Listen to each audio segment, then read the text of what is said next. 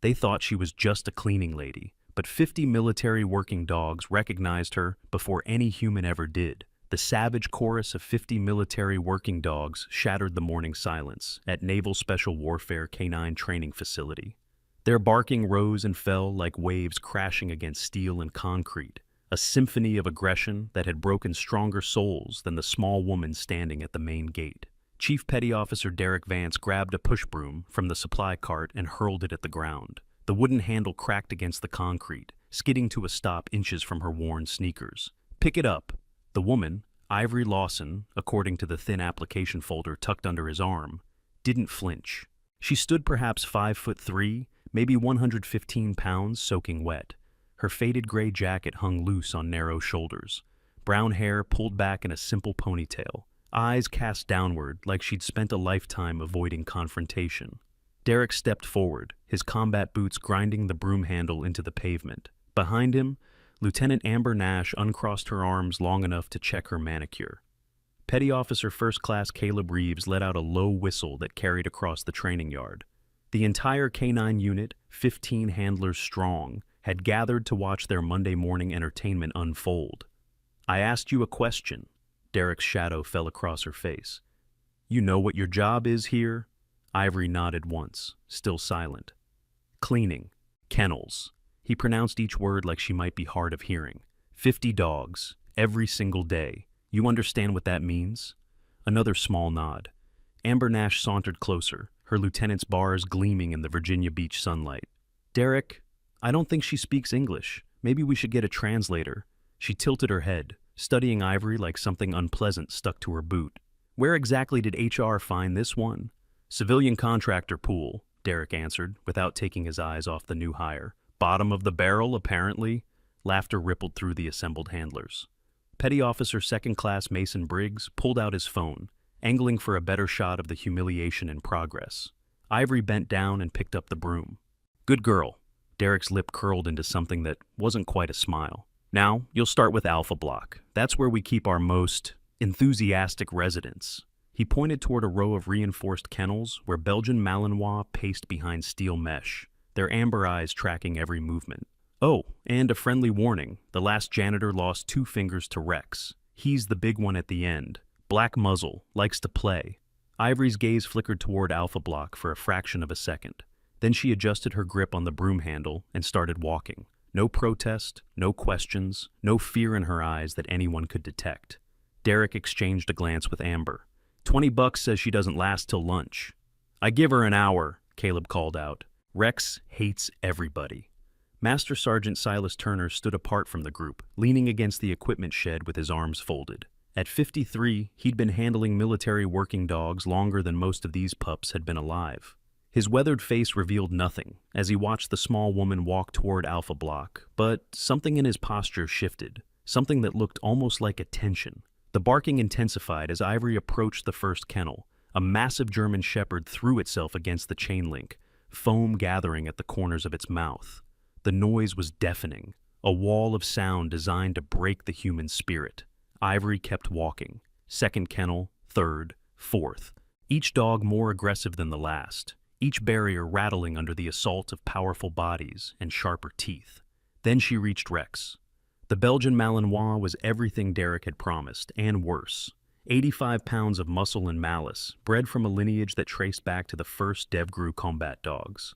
His record included 3 handler injuries, 2 escape attempts, and 1 incident that remained classified at levels most people didn't know existed. Rex launched himself at the kennel door the moment Ivory's shadow crossed his territory. His bark was different from the others, deeper, more guttural, a sound that spoke of violence barely contained. And then it stopped.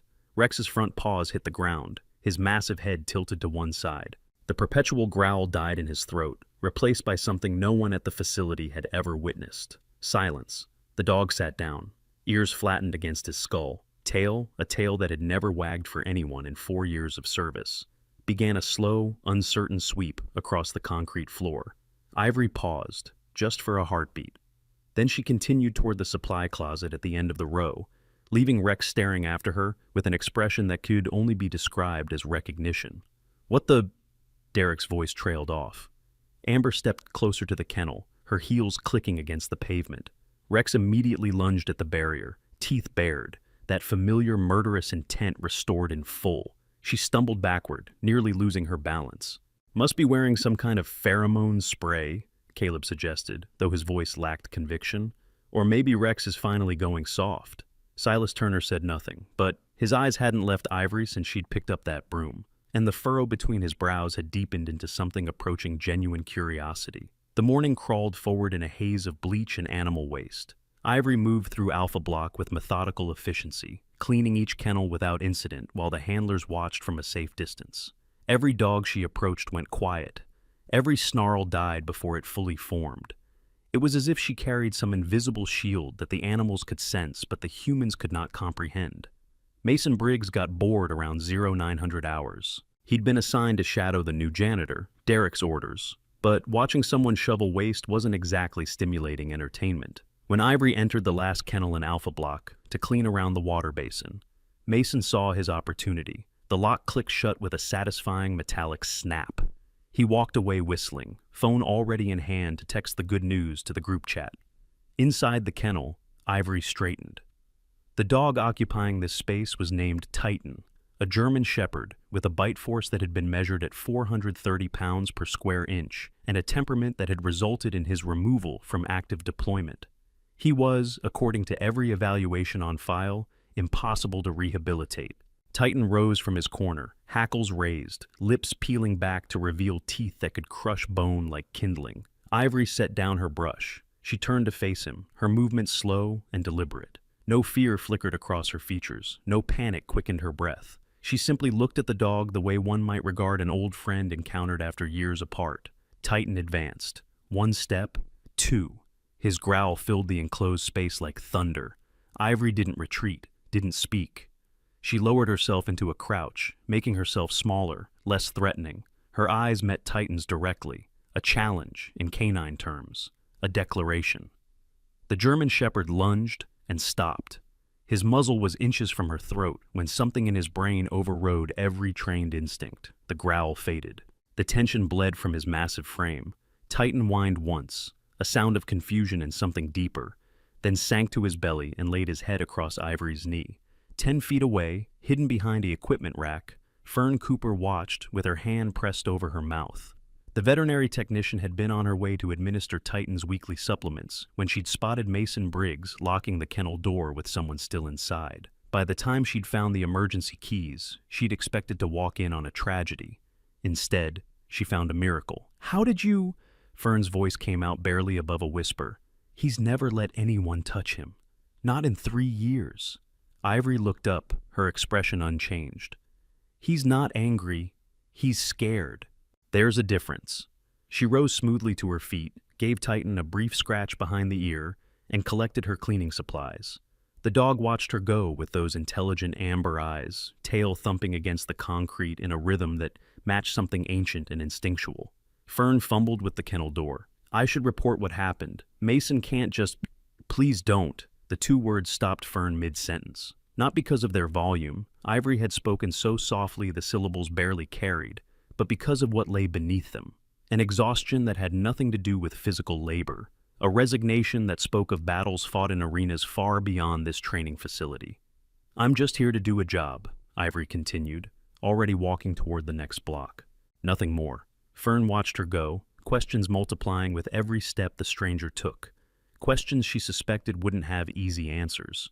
Commander Raymond Hayes received the morning's incident report at 11:32. He read it twice, then summoned Derek Vance to his office with a single terse message: "Get up here, now."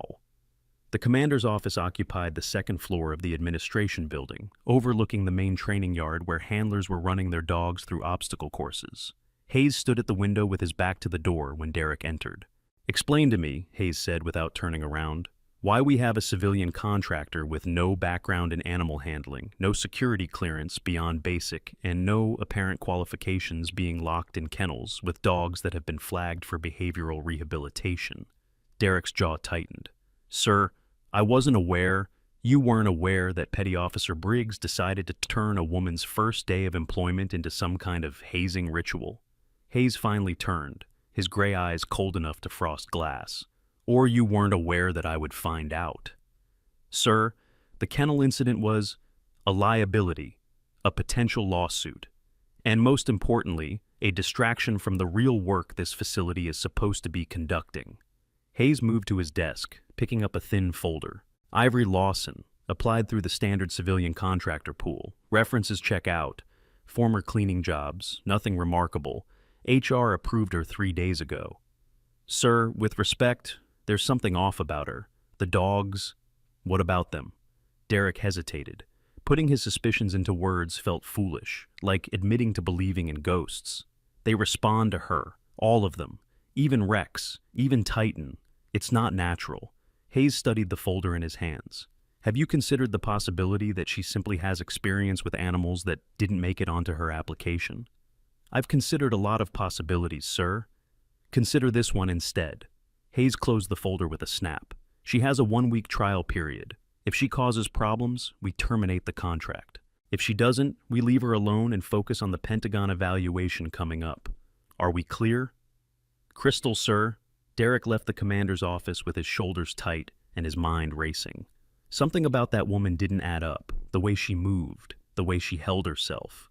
The absolute absence of fear when any sane person would have been terrified. He'd seen that kind of stillness before, in operators coming back from deployments they couldn't talk about, in veterans who'd left pieces of themselves in places that didn't appear on any map. But that was impossible. She was a janitor, a nobody, wasn't she? Before we go any further, I want to take a moment to thank everyone who has been watching. Right now, 73% of viewers haven't subscribed yet. If you're enjoying this story and want to see more military content like this, take 2 seconds to hit that subscribe button and turn on notifications. It really helps the channel grow, and you won't miss any new uploads. Now, let's get back to Ivory and those 50 military dogs who seem to know something nobody else does. The second day dawned gray and cold, a front moving in from the Atlantic that turned the training yard into a wind tunnel of misery. Ivory arrived at 0600 hours, before any of the handlers had finished their first cup of coffee. She was halfway through Bravo Block when she found the injured dog. Kaiser was a 3-year-old Belgian Malinois with a service record that included 2 overseas deployments and a reputation for flawless aggression. He was also currently favoring his right front leg, a trickle of blood staining the concrete beneath his paw. Ivory set down her mop, knelt beside the kennel door. Kaiser watched her with wary eyes, that instinctive canine suspicion, warring with something else, something that told him this human was different. "Easy," she murmured, her voice barely audible above the wind. "Let me see." The kennel door wasn't locked during cleaning hours. Ivory pushed it open slowly, giving Kaiser every opportunity to object. Instead, the dog limped forward and presented his injured paw like a patient arriving at a doctor's office. The wound was a deep laceration, probably from catching his foot on a jagged edge of the fence during training. Left untreated, it would become infected within days. Ivory examined it with fingers that moved with practiced precision, probing the edges of the cut while Kaiser whimpered softly. From her jacket pocket, she produced a small first aid kit. Standard civilian issue, nothing remarkable. But the way she cleaned the wound, applied pressure to stop the bleeding, and wrapped the sterile gauze around Kaiser's paw was anything but standard. Her hands worked with the muscle memory of someone who had done this hundreds of times. Thousands. Her technique was textbook military field dressing, the kind taught in special operations medical courses that took months to complete. Fern Cooper arrived with Kaiser's morning supplements and found the tableau. Small woman, large dog, immaculate bandage that would have made any combat medic proud. "Where did you learn to do that?" The question escaped before Fern could stop it. Ivory didn't look up from securing the final strip of tape. "YouTube. That's not a YouTube bandage. Must have been a good video." Ivory rose, collected her supplies, and moved toward the next kennel. His wound should be checked by a vet. It's deep but clean. Fern stared at the bandage, at Kaiser, who had already settled into a comfortable position with his injured leg extended, more relaxed than she'd ever seen him, at the retreating figure of a woman who supposedly knew nothing about animal care. "Wait," Fern called out. "At least tell me your name, your real name." Ivory paused at the kennel door. For a moment, something flickered across her features. A shadow of a smile, perhaps, or just a trick of the gray morning light. "Ivory works fine." She was gone before Fern could ask another question. The training exercise that afternoon was supposed to be routine. Handler evaluation drills, conducted every quarter to ensure the dogs and their partners maintained peak operational readiness. Lieutenant Amber Nash was coordinating, which meant everything had to run on schedule and look impressive for the reports she'd be filing. The scenario was straightforward: simulated hostile engagement in the urban warfare mock-up that occupied the facility's eastern sector. Two-story buildings made of plywood and concrete, street layouts designed to replicate Middle Eastern architecture, target dummies wired to pop up and fall down on command. Caleb Reeves was running point with Shadow, a German shepherd he'd been handling for 18 months. Their job was to clear the first building, locate the hostage dummy on the second floor, and signal the all clear. Standard stuff for any experienced K9 team. What nobody expected was the pyrotechnic malfunction. The flashbang simulators were supposed to produce light and noise without actual explosive force. Training aids, nothing more. But somewhere in the maintenance chain, someone had loaded a device with an incorrect charge. When it detonated 6 feet from Caleb's position, the concussive wave sent him sprawling backward, disoriented and temporarily deafened. Shadow's training held, barely. The dog froze in place, awaiting commands that weren't coming from his handler's ringing ears. What happened next would be debated for weeks. Ivory had been cleaning windows on the administration building's second floor. She had a clear sight line to the training mock-up. When the explosion rippled through the morning air, she didn't hesitate. By the time anyone else had processed what was happening, she was already moving. Not running, that would have been too obvious, but flowing through the facility with a speed that seemed impossible for someone her size. She reached the mock-up perimeter in under 30 seconds, slipping past the safety barriers while the safety officers were still fumbling for their radios. Inside the building, Caleb was trying to stand. Blood trickled from his left ear.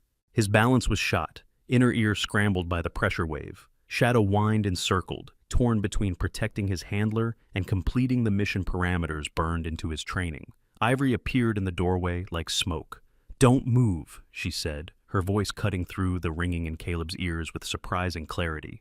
"You're concussed. Moving will make it worse." How did you? "Your dog is confused. He needs a handler command or he'll default to protect mode." She crouched beside Caleb, fingers checking his pulse, pupils, responsiveness. "Give him the stand-down signal." Caleb's hand moved almost unconsciously, forming the gesture he had practiced thousands of times. Shadow immediately dropped into a sitting position, tongue lolling, the anxiety draining from his posture. "Good." Ivory rose. "Medical team will be here in 90 seconds. You're going to be fine." She was gone before he could ask her name, before he could ask how a cleaning lady knew anything about concussion assessment or canine command protocols, before he could process the fact that her hands, during those brief moments of examination, had moved with the efficiency of someone who'd treated combat injuries in the field. Caleb replayed the moment in his memory as the medics loaded him onto a stretcher, the way she'd spoken, the certainty in her eyes, the complete absence of panic when any civilian should have been fleeing from explosions, not running toward them. He didn't share his suspicions with anyone, not yet. But when they released him from medical observation with a clean bill of health, the first thing he did was find Derek Vance. "We need to talk," Caleb said, "about the janitor."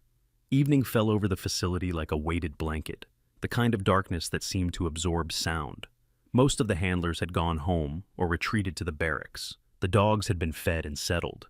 Only the security patrols moved through the compound, their footsteps echoing off concrete and steel.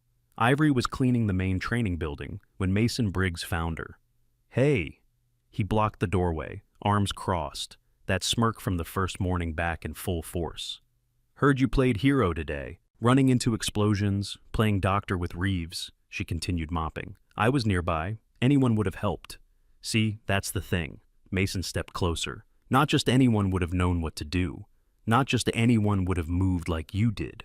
The mop stopped its rhythmic motion. Ivory looked up, and for the first time, Mason saw something in her eyes that made his confidence waver. Something old and tired and entirely without patience. "What do you want, petty officer?" "I want to know who you really are. I'm the cleaning lady. You made that very clear yesterday when you locked me in with Titan." Mason's jaw tightened. "That was just hazing, I know." She resumed mopping. "Shouldn't you be getting ready for the evaluation tomorrow? I understand the Pentagon team is quite particular about protocol. How did she know about the Pentagon evaluation? The information hadn't been shared with civilian contractors. Mason's eyes narrowed, but before he could press further, the lights flickered. A siren split the night. The compound alarm, 3 short blasts followed by 1 long, echoed off every building. Perimeter breach, eastern fence line. Mason's training kicked in automatically. He sprinted for the armory, Ivory forgotten in the sudden case of boots pounding and dogs barking, and radios crackling with urgent commands. Within minutes, the facility transformed into a controlled hurricane of activity. Handlers retrieved their dogs. Security teams deployed to the breach point. Floodlights blazed to life, turning night into harsh artificial day. Commander Hayes coordinated from the operations center, his voice steady despite the tension crackling through every channel. "I want eyes on the eastern perimeter. Now. Who triggered the sensor?" The answer came back confused, contradictory. Motion detected, but no visual confirmation. Thermal cameras showed nothing. The breach had either been a malfunction or something capable of moving without generating a heat signature. While the security team searched the fence line, nobody noticed Ivory Lawson standing alone at the edge of Alpha Block. Her eyes tracked the darkness beyond the floodlights. Her posture shifted subtly into something that didn't look anything like a cleaning lady. She reached into her jacket pocket and withdrew a small object, a challenge coin, worn smooth by years of handling. The design was impossible to make out in the darkness, but her thumb traced its contours like a prayer. Then, as quickly as it had appeared, the coin vanished back into her pocket. Ivory retrieved her mop and bucket and walked toward the supply closet, just another invisible worker beneath notice while warriors responded to threats she wasn't supposed to understand. The Eastern Perimeter incident was declared a sensor malfunction by morning, but the dogs knew better. Every canine in Alpha Block had gone silent during those 37 minutes. Not the aggressive silence of a hunt, but the alert stillness of recognition, as if they were waiting, watching, protecting something no human had thought to identify. Day 3 brought clouds that hung low enough to touch, and with them came Lieutenant Amber Nash's renewed determination to put the janitor in her place. "Vance tells me you have experience with animal handling," Amber announced, intercepting Ivory on her way to the supply closet. 2 junior handlers flanked the lieutenant, their expressions conveying equal parts curiosity and anticipation. "Funny thing to leave off your application," Ivory kept her eyes down. "I've had pets, nothing professional." "Pets," Amber laughed, a sharp sound without warmth. "Is that what you call what happened with Kaiser's bandage? Or the way you handled Shadow's handler during the explosion yesterday? I was trying to help." "Help." The word dripped with disdain. "You're a cleaning contractor, Lawson. Your job is to clean. Leave the heroics to people who know what they're doing." Ivory nodded, the motion small and acquiescent. Anyone watching would have seen a woman accepting her place in the hierarchy. Silas Turner, observing from the shadow of the equipment shed, saw something else entirely. He saw the slight adjustment of her stance when Amber stepped too close, the way her weight shifted to the balls of her feet, the absolute stillness that spoke of coiled potential waiting to be released. He'd seen that posture before, in the mirror 30 years ago, before the first deployment, before he'd learned what it meant to carry invisible weights no civilian could understand. The training demonstration that afternoon was designed to showcase the facility's elite teams for a group of visiting congressional staffers. Derek Vance had been preparing for weeks, coordinating with the Public Affairs Office to ensure maximum positive coverage. The demonstration opened with basic obedience drills, dogs responding to verbal and hand signals with mechanical precision. Then came the impressive stuff: obstacle courses, protection scenarios, and finally, the piece de resistance, a simulated building assault that would demonstrate the tactical value of military working dogs in modern combat operations. The congressional staffers sat in a covered reviewing stand, sipping coffee and nodding at appropriate moments while their assistants took notes. Commander Hayes stood nearby, offering commentary with the practiced ease of someone who'd briefed politicians before. Everything was proceeding according to plan until Caleb Reeves brought out Shadow for the detection demonstration. The scenario required Shadow to locate a hidden, explosive device, actually a training aid scented with specific compounds, within a mock building interior. Standard stuff, rehearsed dozens of times. Shadow would find the target, alert his handler, and everyone would applaud the miracle of canine detection. Shadow found the target in under 40 seconds. But instead of alerting to Caleb, the dog turned his head toward a figure standing at the back of the crowd. Ivory. The German Shepherd whined once, then broke from his handler's control and trotted directly toward the cleaning lady, who had somehow ended up in proximity to a high-profile demonstration. "Shadow! Heel!" Caleb's command cut through the stunned silence. The dog ignored him. Shadow stopped in front of Ivory and sat. His tail wagged. His eyes never left her face. And then, with the careful precision of a canine who had been trained to detect specific chemical signatures, he pressed his nose against her jacket pocket. The pocket where she'd hidden the challenge coin the night before. The pocket that apparently carried traces of something Shadow's sophisticated nose could identify. Amber Nash recovered first. "Well, this is embarrassing. Apparently, our detection dog has developed an attraction to cleaning products." Scattered, uncomfortable laughter from the congressional staffers. Caleb hurried forward to retrieve Shadow, his face flushed with humiliation. Commander Hayes stepped in with a smooth redirect, launching into an explanation of how sensitive the dog's noses could be to unfamiliar scents. But Silas Turner wasn't looking at the politicians, or the embarrassed handler, or even the dog. He was watching Ivory's hand. Just for a moment, so brief it could have been imagination, her fingers had pressed against that jacket pocket. A protective gesture. A reflex. What was she hiding in there that a military detection dog would alert to? More importantly, why did she have it in the first place? The fallout from the Shadow incident was contained but consequential. Derek Vance pulled Ivory aside after the congressional delegation departed, his voice low and dangerous. "I don't know what game you're playing," he said, "but it ends now." "I'm not playing any. The dogs follow you around like lost puppies. You appear out of nowhere during explosions. Detection dogs alert on you during demonstrations." His finger jabbed toward her chest, stopping just short of contact. "You're going to tell me the truth, or I'm going to have security escort you off this facility permanently." Ivory met his eyes for the first time since she'd arrived. The moment lasted perhaps 3 seconds, but in those 3 seconds, something changed in the space between them. Derek had spent his career reading people, body language, micro-expressions, the 1,000 tiny signals that separated threats from allies, predators from prey. What he saw in Ivory's gaze didn't fit any category he recognized. Not fear, not defiance, not even the desperate calculation of someone caught in a lie. What he saw was patience, the infinite, unshakable patience of someone who had faced down worse enemies than a posturing petty officer and emerged on the other side intact. "I'm here to clean kennels," Ivory said quietly. "That's all I'm willing to discuss." She walked away before he could respond, and for reasons he couldn't explain, Derek let her go. That night, he started making calls. Chief Warrant Officer Ezra Dalton was the facility's intelligence liaison, responsible for background checks and personnel security. When Derek requested a deep dive on Ivory Lawson, Ezra raised an eyebrow but didn't ask questions. The initial search returned exactly what the application had promised. Previous employment at commercial cleaning services, a residential address in Norfolk, credit history unremarkable, social security number valid, tax records in order. Then Ezra tried to access the federal database. "That's strange." He frowned at his monitor, fingers dancing across the keyboard. "What?" Derek leaned closer. "Her record, it's locked." Ezra typed another sequence, another denial. "Hold on. Let me try a different approach." More typing, more access codes. The screen flickered twice, then displayed a message neither man had ever seen before.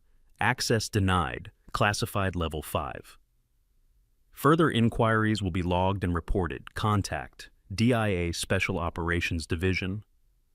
Ezra sat back slowly. "Level 5. That's not supposed to be possible for a civilian." "What does it mean?" "It means her real file exists somewhere that I can't reach.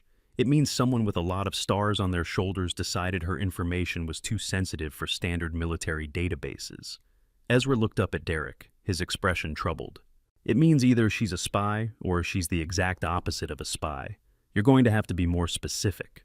I'm saying that Level 5 classification is reserved for active special operations personnel and their covers. Deep cover. The kind of people who don't exist on paper because their existence would compromise national security." Derek stared at the flashing denial message on the screen. His mind raced through possibilities, each more improbable than the last. "A janitor," he said finally, his voice hollow. "We've been harassing a janitor for 3 days." "Maybe," Ezra's fingers hovered over the keyboard. "Or maybe we've been harassing someone who chose to become a janitor. Big difference." The question was why. Why would anyone with level 5 clearance, with access to resources and positions most people only read about in novels, choose to scrub kennels at a canine training facility? Unless this facility had something she wanted, unless 50 military working dogs weren't just animals to her, unless they were something else entirely. Morning 4 arrived with Commander Hayes receiving a phone call that changed everything. Ezra Dalton's inquiries had triggered automatic notifications up the chain of command. By 0800, Hayes was on a secure line with someone at the Pentagon who spoke in the clipped voiceboard of classified briefings. The conversation lasted 11 minutes. When it ended, Hayes sat motionless at his desk for a long time, staring at the training yard below his window, at the woman in the faded gray jacket pushing a cleaning cart toward Alpha Block like she had every day that week. He reached for his phone and dialed Derek Vance's extension. "The investigation into Lawson stops now," he said without preamble. "Sir, we found something. Her records are—" "I know what her records are, and I know what happens to people who keep digging into things they're not supposed to find." Hayes paused, choosing his next words carefully. "Leave her alone, Chief. Whatever she's doing here, it's above our pay grade. With respect, sir, I have a responsibility to this facility. Your responsibility is to prepare for tomorrow's Pentagon evaluation. Nothing else. Am I clear?" The line went dead before Derek could argue. He stood in his office, phone still pressed to his ear, confusion and frustration warring across his features. Behind him, through the window, Ivory Lawson had stopped walking. She was kneeling beside Rex's kennel, one hand pressed flat against the chain-link fence. The notorious Belgian Malinois was pressed against the barrier from the inside, his nose touching her palm through the metal mesh. Neither of them moved. From a distance, it looked almost like a reunion, like a homecoming. We're at the halfway point of this story, and I have to say, the mystery is just getting started. But before we continue, I want to hear from you. Drop a comment below telling me who you think Ivory really is. I read every single comment, and your theories might just inspire the next story. Also, if you're enjoying this video, hit that like button to let me know, and it helps more people discover these military stories. Now, let's get back to the truth. Everyone at this facility is about to discover. The annual Pentagon evaluation arrived with all the subtlety of a military parade. 3 black SUVs pulled through the main gate at 0900 sharp, depositing a delegation that included 2 colonels, a naval captain, a civilian analyst, and, to everyone's surprise, a 3-star admiral whose presence had not been announced in advance. Admiral Solomon Blake stepped onto the pavement with the measured confidence of a man who'd spent 4 decades climbing the ranks of naval special warfare. His chest bore enough ribbons to wallpaper a small room. His keen eyes, pale blue and unsettling, swept across the assembled facility staff like targeting lasers. "Quite a reception," he remarked to Commander Hayes. "I don't remember requesting a parade. Sir, we weren't expecting—" "That's the point, Commander." The Admiral's attention had already moved on, cataloging details, filing observations. "I prefer to see things as they actually are, not as they're presented." Gunnery Sergeant Logan Pierce emerged from the 3rd SUV, a Marine Corps liaison whose presence suggested this evaluation carried weight beyond routine inspection. He carried a tablet and an expression that suggested he'd rather be anywhere else. The morning's scheduled demonstrations proceeded with the precision of a Swiss watch. Obstacle courses cleared, detection scenarios completed, basic obedience executed flawlessly. Commander Hayes narrated from the reviewing stand while his handlers performed with the desperation of soldiers who knew their careers depended on every detail. It was during the attack dog demonstration that everything began to unravel. Derek Vance was coordinating the exercise, a simulated hostile engagement in which Rex would pursue and detain a volunteer wearing protective equipment. The scenario had been rehearsed exhaustively, every variable accounted for, every contingency planned, every contingency except the one that actually happened. The volunteer was a young ensign named Peters, selected because he could run fast and knew how to fall safely when 85 pounds of Belgian Malinois slammed into his back. He took his position at the far end of the training yard, raised his padded arm as the target, and waited for the signal. Derek released Rex with the attack command. The dog launched like a missile, covering ground with terrifying speed, Peters braced himself, weight forward, ready to absorb the impact. Then Rex veered. Not toward Peters, not toward the designated target at all. The Belgian Malinois changed direction mid-stride, his powerful legs churning as he accelerated toward the spectator area, toward the cleaning lady standing at the edge of the crowd with her mop and bucket. "Rex! High IR! Stop!" Derek's commands bounced off the dog like rain off armor. Rex had never disobeyed a direct order in 4 years of service, had never broken pursuit once locked onto a target, had never shown the slightest deviation from his programming, until now. The dog reached Ivory at full speed and did something that made every handler in attendance question their sanity. He stopped, sat, pressed his massive head against her leg and whined. The sound that emerged from Rex was nothing like the aggressive vocalization they had all heard 1,000 times. This was the whimper of a child finding a lost parent, the cry of recognition that transcended training, conditioning, and 4 years of carefully cultivated violence. Admiral Blake rose from his chair. His expression had transformed from polite boredom to something much more intense. "Commander Hayes," he said, his voice carrying across the suddenly silent training yard. "Who is that woman?" Hayes opened his mouth to respond, but Derek Vance was already moving. The embarrassment of having his dog malfunction during a Pentagon evaluation had curdled into rage. He crossed the distance to Ivory in seconds, grabbed her shoulder, and spun her around to face him. "What did you do to my dog?" "Nothing. Don't give me that." His grip tightened. First Titan, then Kaiser, then Shadow, now Rex. Every dog on this facility responds to you like you're some kind of... "Chief Vance," Admiral Blake's voice cracked like a whip. "Release that woman immediately." Derek's hand dropped reflexively. He turned to face the Admiral, confusion warring with the instinct to obey that had been drilled into him since basic training. Blake descended from the reviewing stand, his movements deliberate. The other members of the Pentagon delegation remained seated, sensing they were witnessing something beyond their clearance level. "Your name," the Admiral said, stopping 3 feet from Ivory. "Your full name." She didn't answer immediately. Her eyes were fixed on something beyond the Admiral's shoulder, a patch on Gunnery Sergeant Pierce's uniform, a specific designation that apparently meant something to her. "My name is Ivory Lawson," she said finally. "I'm a cleaning contractor." "You're lying." The words hung in the air like smoke. Nobody breathed. Even Rex had gone utterly still, his dark eyes moving between the two humans, as if watching a tennis match played at a frequency only he could perceive. Admiral Blake studied her face for a long moment. Then his attention dropped to her hands, to the small scars that marked her fingers like a roadmap of old injuries, to the calluses that shouldn't exist on someone who pushed mops for a living. "Your hands," he said quietly. "Those are handlers' hands. Professional grade. Years of work with bite suits and combat harnesses."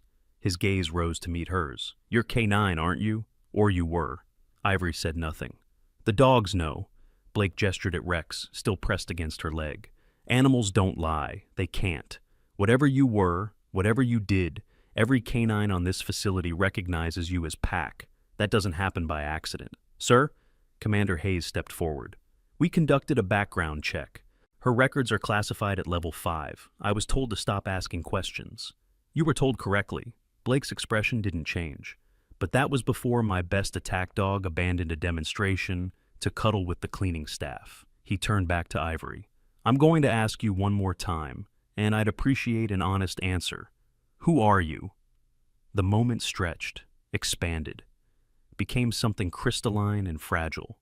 Then Derek Vance, impatient, embarrassed, determined to regain control of a situation that had spiraled beyond his understanding, reached out and grabbed Ivory's jacket collar. "Answer the Admiral." He pulled. The fabric was old, worn, not designed to withstand the force of a man who spent his recreational hours in the gym. It tore with a sound like ripping paper, exposing Ivory's left shoulder and the flesh beneath. Time stopped. The tattoo covered her deltoid entirely, a detailed rendering of a 3-headed dog, each head facing a different direction. Cerberus, guardian of the underworld, rendered in black ink with geometric precision. Beneath the image, letters and numbers, K9 DevGru 07, and surrounding the designation, 7 stars arranged in a partial circle, 7 stars, each one representing something, someone. Master Sergeant Silas Turner was the first to react. The veteran handler had been standing at the edge of the crowd, watching the confrontation unfold with growing unease. Now his weathered face went pale. His hand trembled as it rose toward his forehead. "Phantom," he breathed. "You're Phantom." The name rippled through the assembled handlers like an earthquake. Whispers erupted. Phones appeared in hands, then disappeared just as quickly under the weight of military discipline. Gunnery Sergeant Logan Pierce stepped forward from the Pentagon delegation, his tablet forgotten, his marine composure cracking at the edges. "Operation Cerberus, you're the survivor, the only one who made it out of Kandahar." Admiral Blake hadn't moved. His eyes remained fixed on the tattoo, on the stars, on the woman who had spent 4 days cleaning kennels at a facility where her legend was taught in advanced handler courses. "Master Chief Petty Officer Ivory Lawson," he said, his voice carrying the weight of confirmation. "Call sign Phantom. DevGru K9 Division, inactive since 2015. Recipient of the Navy Cross, Bronze Star with Valor, and 3 Purple Hearts." He paused. "I signed your classification papers, myself, 10 years ago."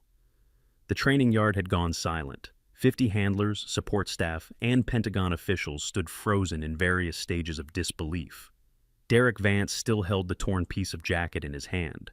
His face had drained of all color. His mouth opened and closed without producing sound. Behind him, Lieutenant Amber Nash had pressed both hands over her mouth. Caleb Reeves had sunk to one knee, unable to support his own weight. Mason Briggs looked like he might be physically ill. Commander Hayes found his voice first. "Master Chief, we had no idea. You weren't supposed to." Ivory's voice was quiet, but it carried to every corner of the yard. "That was the point." "But why?" Hayes spread his hands. "Why would someone with your record, your clearance, your reputation, why would you come here to clean kennels?" Ivory looked down at Rex. The Belgian Malinois hadn't moved from her side. His dark eyes gazed up at her with an expression that transcended canine intelligence. "Because these dogs," she said slowly, "are the children and grandchildren of the team that died saving my life 8 years ago. 12 handlers went into Kandahar, 6 came out." Her hand dropped to rest on Rex's head. 12 dogs went in, none of them came back. The words hung in the air, heavy with implications no one wanted to examine too closely. "The breeding program," Silas Turner said, understanding dawning. "We started it in 2016, using genetic material from the Cerberus casualties. Their sacrifice saved 12 SEALs who were trapped behind enemy lines." Ivory's fingers moved through Rex's fur with absent familiarity. "The dogs fought to the last breath, bought us time, took wounds that should have gone to their handlers." Her voice cracked slightly. "I was the only human who walked out of that compound, and I carried pieces of 7 friends home in body bags." Admiral Blake removed his cover and held it against his chest. Around him, every service member in attendance did the same. "The 7 stars," Pierce said softly. "Your team. My family." Ivory finally looked up, and for the first time since arriving at the facility, her eyes showed something other than patient neutrality. Pain lived there, old and deep and never fully healed. "I didn't come here for recognition. I came because this is the only place left where pieces of them still exist. The only place where I can still feel like they're not completely gone." She knelt beside Rex, bringing herself to his level. The Belgian Malinois whined and pressed closer, his powerful body radiating warmth against her side. "They know," she whispered, words meant for the dog, but audible to everyone. "Somehow, across 8 years and 2 generations, they know who I am. They remember." Her voice broke completely. "They remember, even when everyone else forgot." The silence that followed was not the uncomfortable quiet of social awkwardness. It was the reverent hush of a congregation bearing witness to something sacred. Admiral Blake broke it by doing something no one expected. He saluted. The gesture was crisp, perfect, the product of decades of military discipline. His hand rose to his brow with the precision of parade ground ceremony. "Master Chief Petty Officer Lawson," he said, his voice thick with emotion he didn't try to hide. "On behalf of Naval Special Warfare Command, it is my profound honor to stand in your presence." One by one, the other service members followed suit. Commander Hayes, Gunnery Sergeant Pierce, the colonels and captain from the Pentagon delegation. Even the civilian analyst, though his version was clearly improvised from half-remembered movies. Silas Turner held his salute longest, tears streaming openly down his weathered cheeks. The handlers who had tormented Ivory for 4 days stood apart from the formation. Derek Vance, Amber Nash, Caleb Reeves, Mason Briggs. They hadn't saluted, couldn't seem to remember how, their bodies frozen in attitudes of shock and dawning horror. The weight of what they'd done pressed down on them like a physical force. The broom thrown at her feet, the kennel locked with her inside, the public mockery and private cruelty. They had hazed a legend, humiliated a hero, treated a woman who had lost everything in service to her country like she was less than human. And she had let them. That realization that Ivory had possessed the knowledge, the authority, the connections to destroy their careers with a single phone call and had chosen silence instead was somehow the most devastating detail of all. Derek's knees buckled. He went down hard, combat boots scraping against concrete, his body refusing to support the weight of his shame. The torn piece of jacket slipped from his nerveless fingers. "Master Chief," he managed, his voice cracking like ice in spring. We didn't." "I know." Ivory rose smoothly, Rex moving with her like a shadow. "You didn't know. That doesn't excuse—" "No." She met his eyes, and in her gaze he saw not anger or contempt, but something worse, understanding. "It doesn't, but holding on to anger is a luxury I gave up in Kandahar. Too heavy to carry alongside everything else." She stepped past him, walking toward the kennel blocks where 49 other dogs waited. Rex patted at her heel, his earlier aggression completely absent, replaced by the devoted attention of a canine who had found his purpose. Admiral Blake lowered his salute as she passed. "Master Chief?" Ivory paused. "How long were you planning to stay?" "I hadn't decided." She didn't turn around. Long enough to see them, to know they were healthy and well-trained, and carrying on what their ancestors started. And now? The question hung in the morning air. Around the training yard, 50 dogs had begun to vocalize, not barking, but something softer, a sound that rippled from kennel to kennel like a message passed through generations. "Now," Ivory said quietly, "I suppose that depends on what happens next." She continued walking. The dog's chorus followed her, rising and falling in patterns that seemed almost intentional, almost like a welcome or a promise. Behind her, the Pentagon evaluation had been completely forgotten. Admiral Blake was already reaching for his secure phone, his mind racing through implications and possibilities that would require conversations at levels most people didn't know existed. Commander Hayes dismissed the remaining handlers with a gesture. They dispersed in stunned silence, the morning's carefully planned demonstrations abandoned in favor of processing what they'd witnessed. Only Silas Turner remained at the reviewing stand, his salute finally lowered, his eyes still fixed on the small figure disappearing into Alpha Block. "Phantom," he murmured to himself, testing the name like a word in a foreign language. After all this time. The legend had returned, and something told him that the story was just beginning. The hours following the revelation reorganized themselves around Ivory's presence, like iron filings around a magnet. Word spread through the facility with the speed of wildfire, from handler to support staff to security to medical, until everyone who wore a uniform or carried a badge knew the truth about their cleaning contractor. Master Chief Petty Officer Ivory Phantom Lawson, DevGru K9 Division, Operation Cerberus Survivor. The woman who had walked out of hell carrying 7 dog tags and an empty leash. Reactions varied by individual. Some handlers approached her with hesitant respect, offering awkward apologies for slights they had witnessed but not prevented.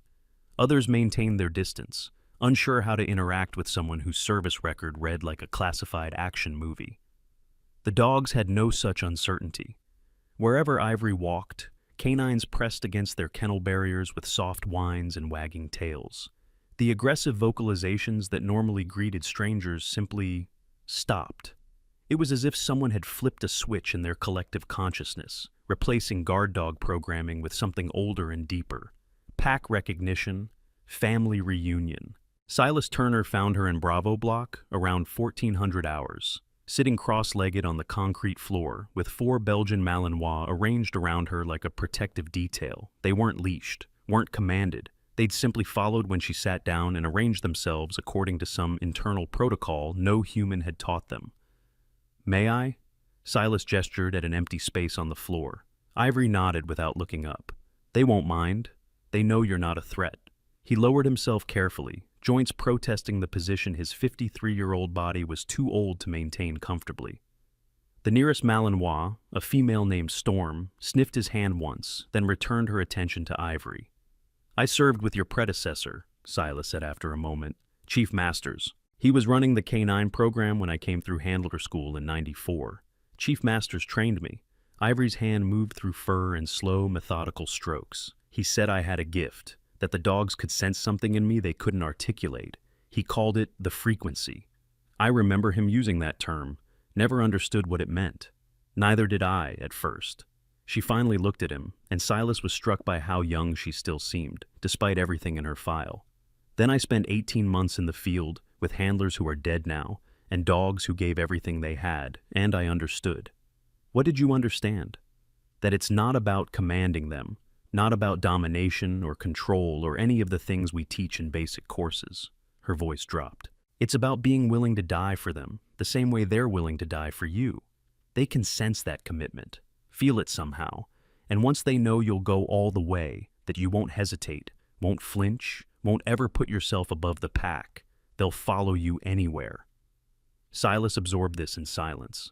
Around them, the four Malinois had settled into various stages of relaxation, their breathing synchronized with Ivory's in a way that seemed almost mechanical. "Operation Cerberus," he said carefully. "The file is still classified. Most of us only know the basics. The basics are enough. Are they?" Ivory's hand stilled on Storm's flank. For a long moment, she didn't speak.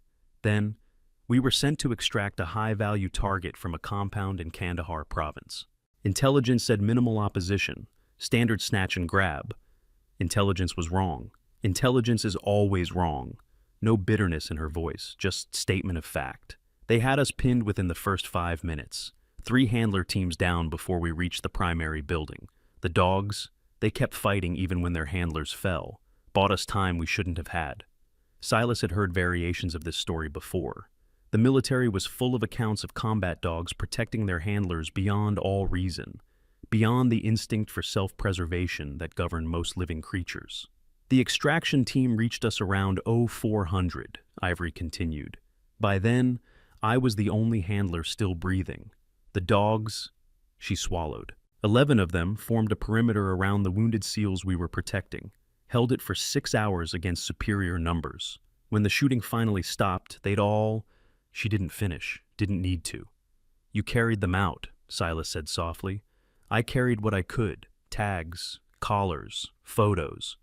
Her hand found the pocket of her jacket, the same pocket Shadow had alerted on days earlier. Small things, things that proved they existed, that they mattered. They mattered. Tell that to the families who never got closure. Tell that to the programs that got shut down because someone decided K9 operations were too expensive, too complicated, too much liability. The edge in her voice was the first real emotion Silas had heard from her in 4 days. Tell that to the handlers who came after us and got pulled from the field because bureaucrats couldn't justify the budget. "Is that why you disappeared, after Cerberus?" "I didn't disappear." Ivory rose fluidly, the dogs mirroring her movement. "I stepped back, took the medical discharge they offered, let them classify my file and pretend I didn't exist."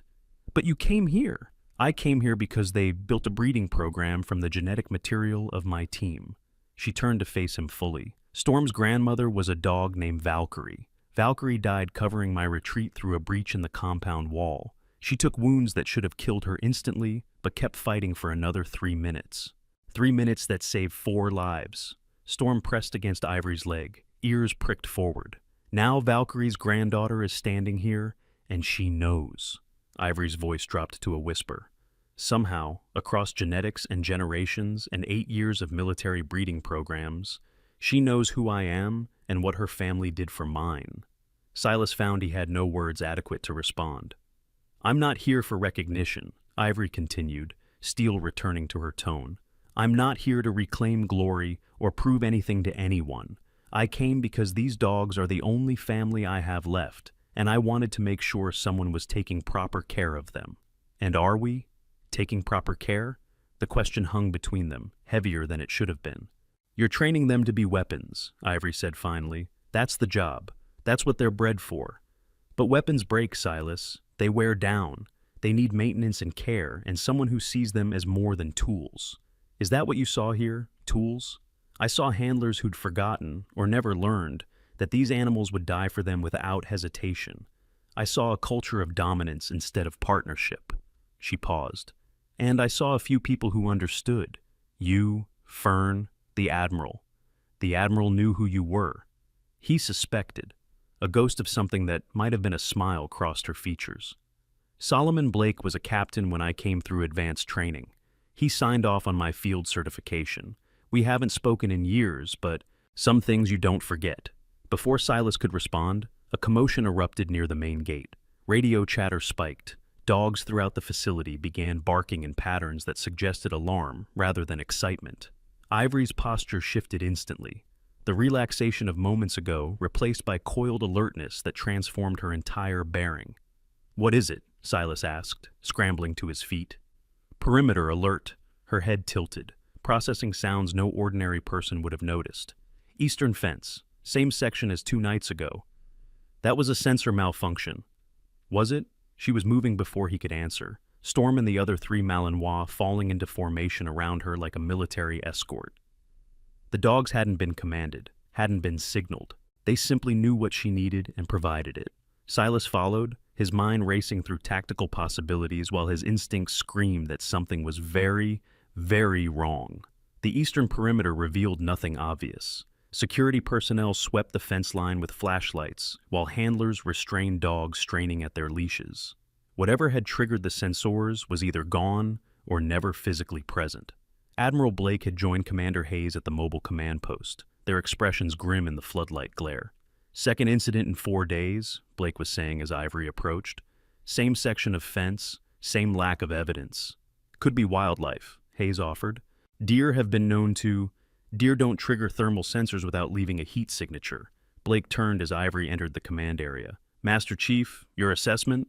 She didn't answer immediately. Instead, she moved to the fence line, Storm padding silently at her heel. Her eyes tracked the darkness beyond the perimeter lights, searching for something the others couldn't see. "The dogs knew," she said finally, "both times. They went quiet before the alarms triggered." "Quiet how?" "Alert silence, pack behavior. They were tracking something." "Tracking what?" Ivory's hand found her jacket pocket. The challenge coin inside pressed against her palm. "I don't know yet." She turned back to face the Admiral. "But I'd suggest increasing patrols and implementing handler teams on the eastern approach. Whatever's out there, it's not wildlife." Blake studied her for a long moment. "You think it's connected to you?" "I think I've learned not to believe in coincidences." The Admiral nodded slowly. "Commander Hayes, implement the Master Chief's suggestions. I want this perimeter locked down until we understand what we're dealing with." "Yes, sir." As the security team scrambled to comply, Ivory remained at the fence line, her silhouette stark against the floodlights. Storm pressed against her leg, the Malinois' attention fixed on the same darkness her handler studied. "What are you looking at?" Silas asked softly, joining her at the barrier. "Ghosts," Ivory murmured. "Or maybe something worse. Worse than ghosts?" She didn't answer, but her hand never left that pocket, fingers wrapped around a coin that carried secrets she hadn't shared with anyone in 8 long years. Secrets that, if the eastern perimeter breach meant what she suspected, might not stay buried much longer.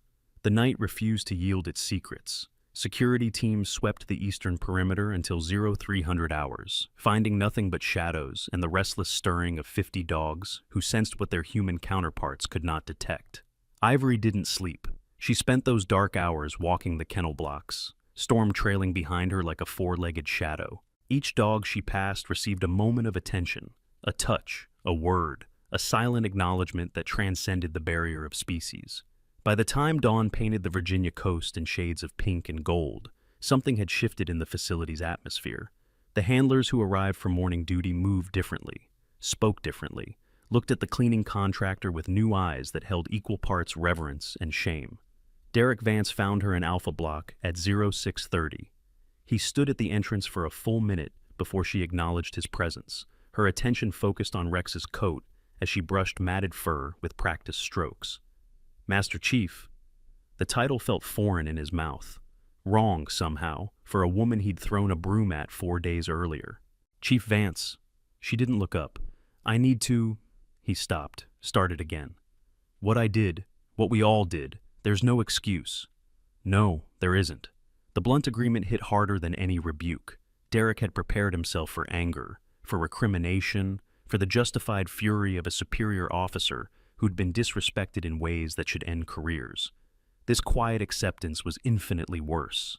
"I've submitted my resignation," he said. "Commander Hayes has it on his desk." The brushing stopped. Ivory turned, and for the first time since his arrival, she looked directly at him. Her expression remained neutral, but something flickered in the depths of her eyes. "Why?" "Because I failed." His voice cracked on the word. "Not just you, everyone. The Guze, the program, everything Chief Masters built and everything you sacrificed to protect." He swallowed hard. "I became exactly the kind of handler I swore I'd never be. Arrogant, dismissive, so convinced of my own importance that I couldn't see what was standing right in front of me. And resignation fixes that? It's accountability." "No." Ivory set down the brush and rose to face him fully. "Resignation is escape. It's walking away from the mess you made instead of cleaning it up." Derek's jaw tightened. "With respect, Master Chief, I don't see how—" "You're a good handler." The words stopped him cold. "Your technique is solid. Your dogs respond well. You understand the fundamentals better than half the instructors I worked with in DevGru.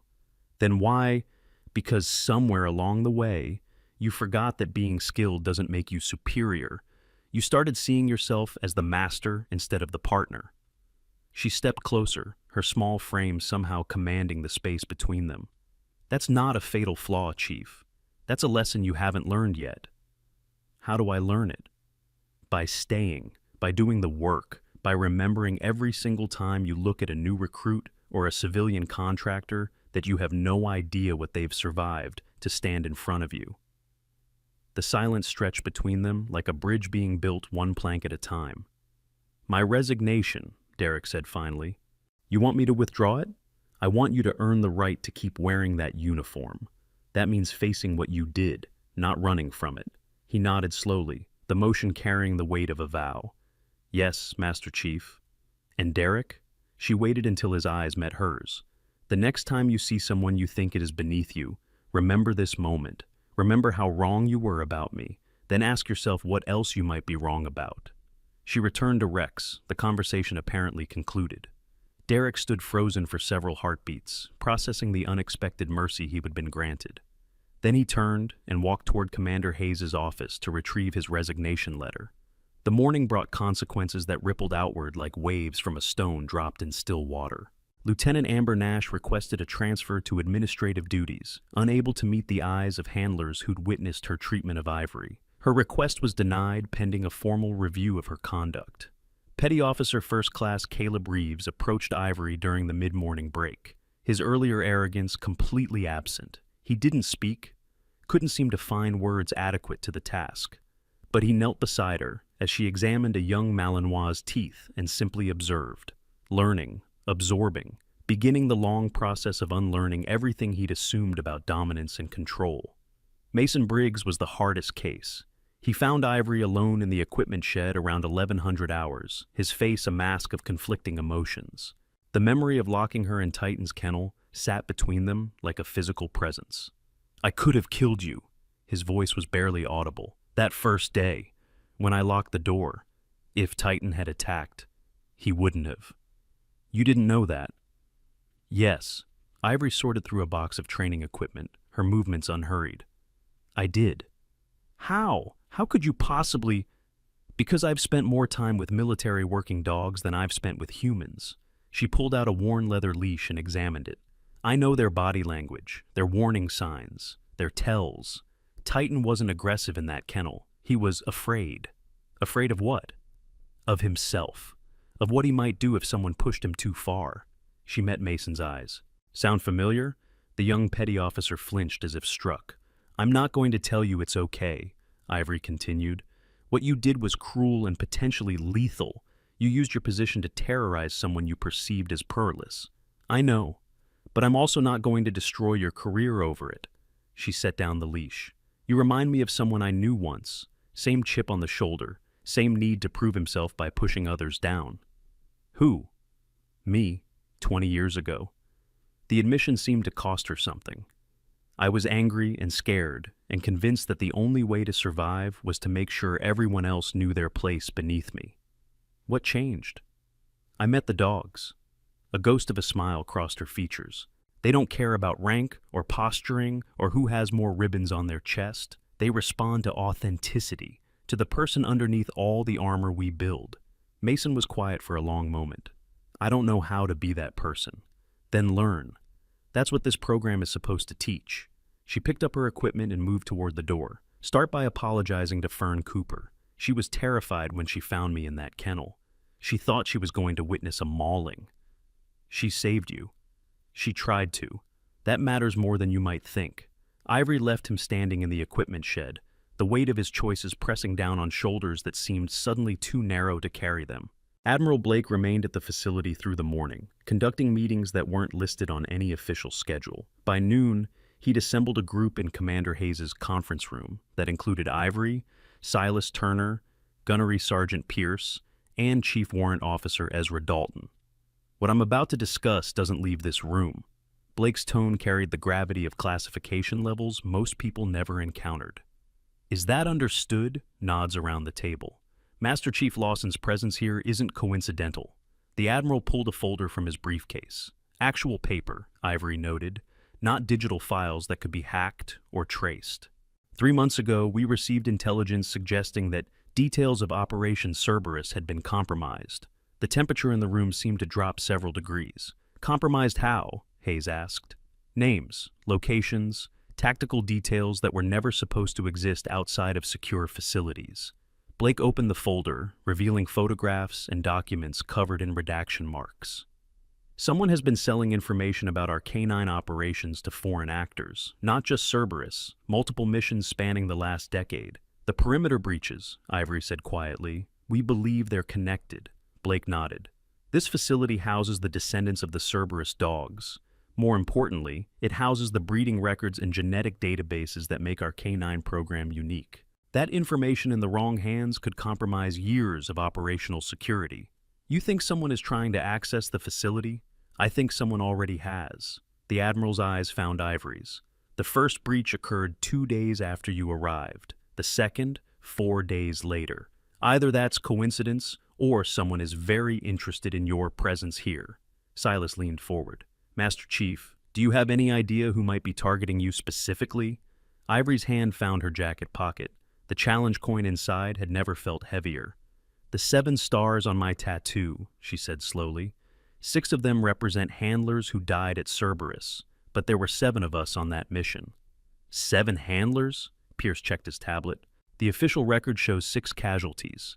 The official record is incomplete. Ivory withdrew the coin from her pocket and placed it on the table. The design was visible now, the same 3-headed dog as her tattoo, surrounded by text too small to read at a distance. This belonged to the 7th handler, call sign Echo. Echo survived Cerberus? Echo was reported killed during the initial breach. Body never recovered. We assumed... She paused. I assumed he died with the others. The extraction team found dog tags but no remains. You think Echo is alive? I think someone wants me to believe Echo is alive. Ivory pushed the coin toward the center of the table. I found this in my apartment 3 months ago. No note, no explanation. Just the coin, placed on my pillow while I was sleeping. Admiral Blake picked up the coin, examining it with narrowed eyes. This is authentic. These were only issued to handlers who completed DevGru K9 advanced training. Echo completed training 6 months before I did. He was the best handler I ever worked with. If he survived Cerberus... Ivory shook her head. If he survived and never contacted anyone in 8 years, there's a reason. And that reason probably isn't good. You came here because you thought he might make contact. I came here because this facility is the only connection left to what happened in Kandahar. If Echo is alive, if he's been compromised or turned or simply lost, this is where he'd eventually appear. The implications settled over the room like a shroud. So, we have a potential asset or threat with intimate knowledge of our most sensitive K9 operations, possibly working with foreign actors, and definitely monitoring this facility. Hayes rubbed his temples. Wonderful. What do you need from us, Master Chief? Blake asked. Time and access. Ivory retrieved the coin, returning it to her pocket. If Echo is out there, he'll make contact eventually. When he does, I want to be ready. And if he's hostile, then I'll deal with it. Her voice carried the flat certainty of someone who had faced worse odds and survived. He was my teammate, my friend. Whatever he's become, I owe him the chance to explain before anyone else gets involved. Blake studied her for a long moment, weighing risks and protocols and decades of military experience against the simple humanity of the request. You have 48 hours, he said finally. After that, this becomes an official investigation with all the complications that entails. Understood, sir. And Master Chief? The Admiral's expression softened slightly. Whatever happens, you're not alone in this. Not anymore. Ivory nodded, but her eyes had already drifted toward the window, toward the eastern perimeter, toward shadows that might conceal ghosts or enemies or something in between. The afternoon passed in a blur of activity that masked the tension thrumming beneath the facility's surface. Handlers ran their dogs through extended drills. Security personnel conducted additional sweeps, and Ivory Lawson walked the kennel blocks with 50 pairs of eyes tracking her every movement. Fern Cooper caught up with her near Charlie Block, slightly out of breath from jogging across the compound. I heard about what happened this morning, with Vance and the others. Ivory continued walking. News travels fast. It's a small facility. Fern fell into step beside her. People are saying you convinced Derek to stay, that you're not pressing charges against Mason, that you've been forgiving. Forgiveness is a strong word. What would you call it? Ivory stopped beside a kennel housing a young German shepherd named Apollo. The dog pressed against the barrier, tail wagging, eyes bright with recognition. I'd call it perspective. She knelt to scratch Apollo's ears through the chain link. 8 years ago, I watched 6 friends die in my arms. I carried their bodies to a helicopter that shouldn't have reached us in time. I spent 18 months in rehabilitation, learning to walk again after the wounds I took. Fern was silent, waiting. During that time, I had a lot of opportunities to be angry, to blame the intelligence officers who gave us bad information, to blame the command structure that put us in an impossible position, to blame myself for surviving when better people didn't. Ivory's voice remained steady, but something in her posture had shifted. I chose not to. Why? Because anger is heavy, and I was already carrying enough. She stood, giving Apollo one final pat. The people who hurt me this week, Derek, Amber, Caleb, Mason, they're not villains. They're humans who made mistakes. The same kind of mistakes I've made. The same kind everyone makes when they forget that the world is full of stories they'll never know. That's very philosophical. That's very practical. A genuine smile flickered across Ivory's features. Carrying grudges takes energy. I'd rather spend that energy on things that matter, like the dogs, like the handlers who want to learn, like making sure that the next generation of K9 teams doesn't repeat the mistakes that got my team killed. Fern absorbed this in silence. Then, Commander Hayes mentioned you've been offered a position here, official consultant to the training program. He mentioned it. Are you going to take it? Ivory's gaze swept across the kennel blocks, taking in the rows of dogs and handlers and the entire ecosystem of training and discipline that represented Naval Special Warfare's K9 program.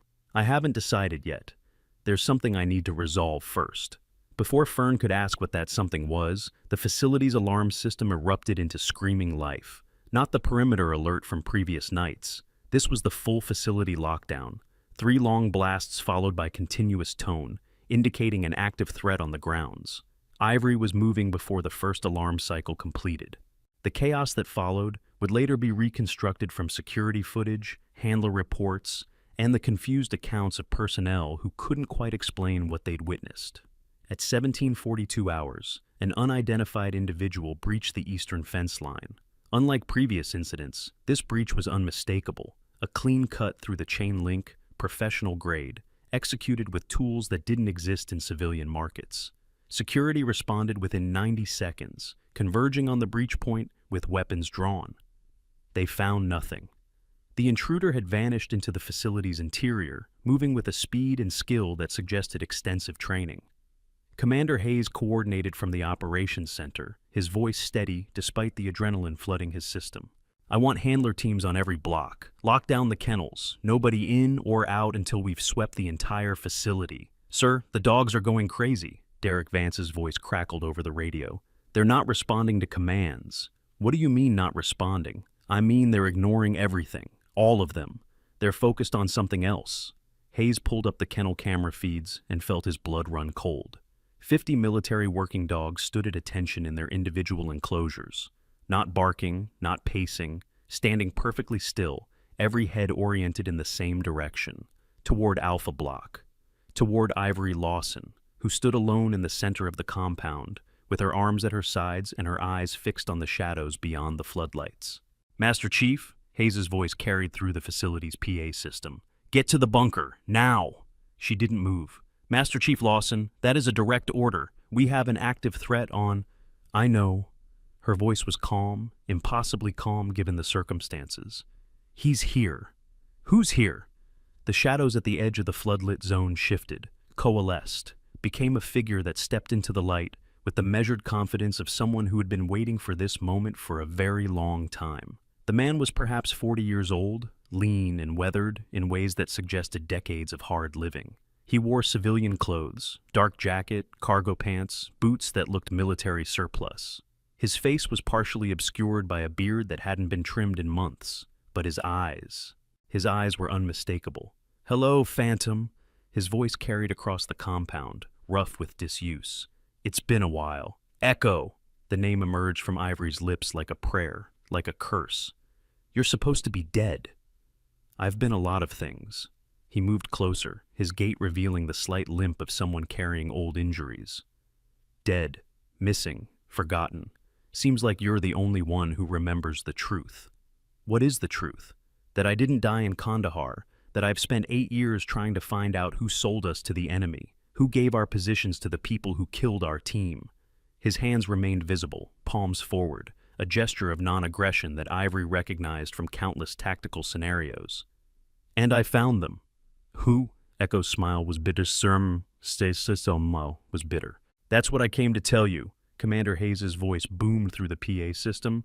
"Unidentified individual, get on the ground with your hands visible. Security teams, prepare to engage."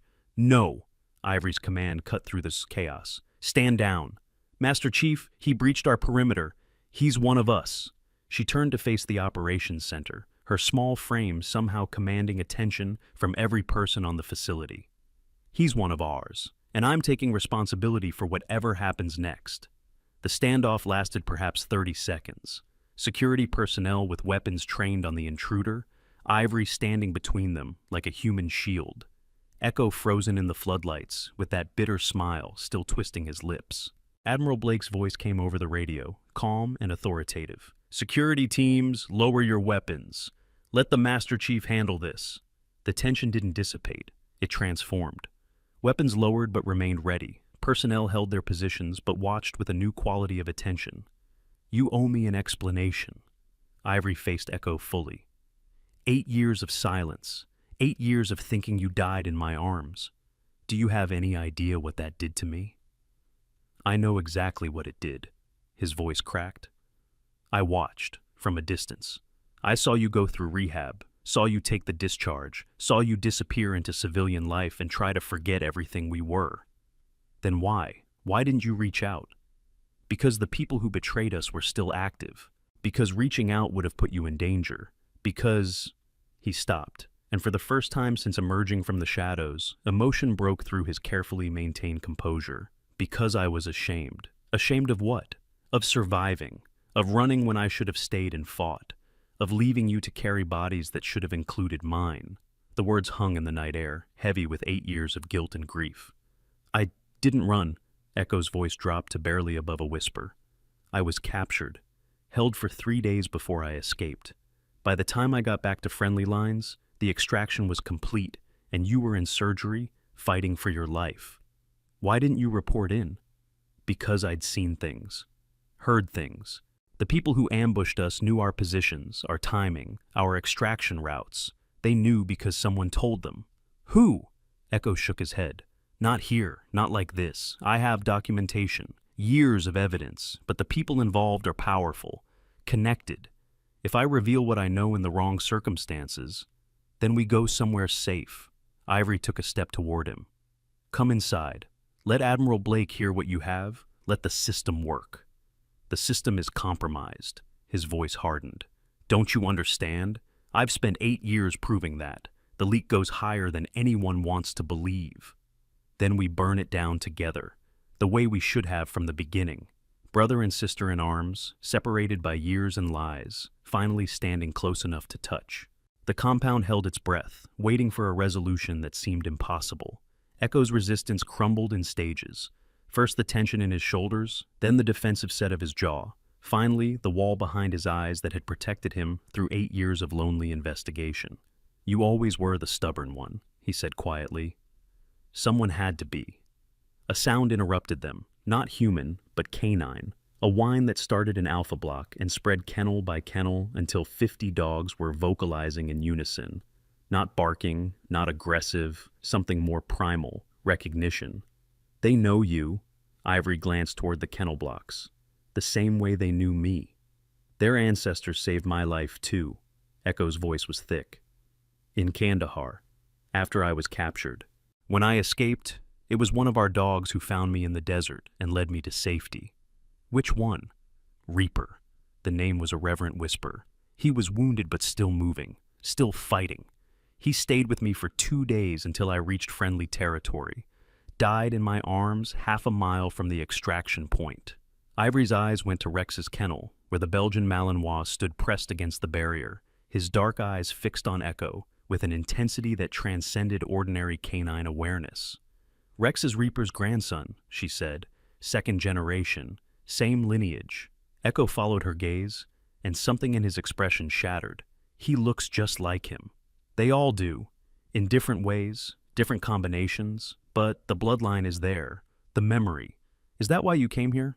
To see what was left of them? I came here because I was tired of being alone, tired of pretending that part of my life didn't exist. Ivory reached out and took his hand, the first physical contact they'd had in 8 years. I came because family is supposed to be together. Echo gripped her hand like a drowning man clutching a lifeline. The moment was interrupted by Admiral Blake approaching with Commander Hayes at his side. Security personnel maintained their positions, but their weapons were holstered, the immediate crisis apparently resolved. Master Chief, Blake's voice carried professional courtesy with an undertone of genuine concern. I assume you can explain what's happening here. Admiral, this is Chief Petty Officer Marcus Webb, call sign Echo. DevGru K9 Division, same team as me. Ivory didn't release Echo's hand. He survived Kandahar and has spent the last 8 years investigating the intelligence leak that compromised our mission. Webb was declared killed in action. Webb was declared a lot of things that turned out to be wrong. Blake studied the newcomer with eyes that had evaluated threats for 4 decades. Chief Webb, you breached a secure military facility. You've been operating outside the chain of command for 8 years. You have approximately 60 seconds to convince me you're not an enemy combatant. Echo met the Admiral's gaze without flinching. Sir, I have documentation proving that our mission in Kandahar was deliberately compromised by someone within DevGru command structure. Names, dates, financial transactions, communications intercepts, everything you need to identify and prosecute the people responsible for killing my team. And you couldn't bring this through proper channels? With respect, sir, the proper channels are compromised. That's the whole point. Blake was silent for a long moment. Then he turned to Hayes. Commander, have your people stand down. Chief Webb will be taken to the secure briefing room for debriefing. Master Chief Lawson, you'll accompany him. Yes, sir. And Webb? The Admiral's voice hardened. If I find out you're lying, if any of this is fabrication or misdirection, I will personally ensure you spend the rest of your life in a cell so deep they'll have to pump sunlight to you. Are we clear? Crystal, sir. The procession that formed, Admiral, Commander, 2 veterans of a mission that had never officially happened, surrounded by security personnel whose confusion was evident in every step, made its way toward the administration building. Behind them, 50 dogs finally broke their silence, not barking, not howling, something that could only be described as singing, a harmonic vocalization that rose from every kennel simultaneously and filled the night air with sound that seemed almost otherworldly. They sang as the handlers who'd almost destroyed their connection walked past. They sang for the reunion they'd somehow known was coming. They sang for family, the pact that death and distance, and 8 years of separation had failed to break. The debriefing lasted through the night and into the following morning. Echo's documentation was everything he'd promised and more, a meticulously assembled case that implicated figures whose names made Admiral Blake's face go pale with recognition. By 0800, secure calls were being made to offices in Washington that didn't appear on any organizational chart. By noon, investigators were en route. By evening, the first arrests would be made in what would eventually become the largest internal security breach in DevGru history. But that was politics. That was justice. That was the system finally working the way it was supposed to. What mattered more, what Ivory would remember long after the investigations concluded and the perpetrators faced trial, was the moment in the kennel block at dawn. Echo knelt beside Rex's enclosure, his hand pressed against the chain link, as the Belgian Malinois pressed back from the other side. Neither of them moved, neither of them needed to. The conversation happening between man and dog transcended words. "He knows you," Ivory said softly. "He knows what I was."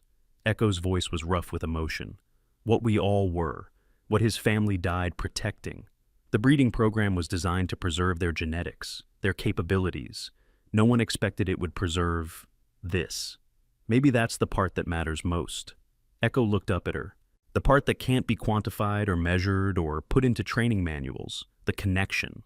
Ivory nodded slowly. "Commander Hayes offered me a position here," she said. "Official consultant. Rebuilding the handler training program from the ground up. Are you going to take it?" "I think I have to." She looked out over the kennel blocks, at the 50 dogs who'd known her on sight, who'd protected her with their silence, who'd sung when Echo emerged from the darkness. They need someone who understands what they're carrying, someone who can teach the handlers that these aren't weapons. They're partners, family. Their legacy, Echo added, everything we built, everything we lost, everything that survived because these animals refused to let it die. Will you stay? Help me? The question hung between them, weighted with 8 years of separation and the complicated dance of reconnection. "I don't know if I can." Echo's voice was honest. "I've spent so long running, investigating, surviving. I don't know if I remember how to stay." "Then learn." Ivory echoed the words she'd spoken to Derek Vance the morning before. "That's what this program is supposed to teach." Echo was quiet for a long moment. Then, slowly, a genuine smile broke through the weathered exhaustion of his features. "You always were the stubborn one. Someone had to be. If this story moved you, I have a favor to ask. Share it with someone who appreciates military heroes and the bonds they form with their canine partners. And if you haven't subscribed yet, now is the perfect time. Hit that bell so you never miss stories like this. The video on screen right now features another incredible military story I think you'll love. Thank you for staying until the end. You're the reason this channel exists. 3 weeks passed. The investigations concluded with convictions that it would remain classified for decades. Admiral Blake received a commendation he couldn't talk about.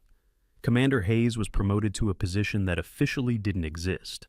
And Naval Special Warfare Canine Training Facility in Virginia Beach quietly became something more than it had been. The new curriculum bore Ivory's fingerprints on every page. Handler training now included sections on pack psychology, non-dominance leadership, and the ethical responsibilities of partnering with animals who would die for you without hesitation. The phrase, "they're not tools, they're teammates," became something approaching a facility motto.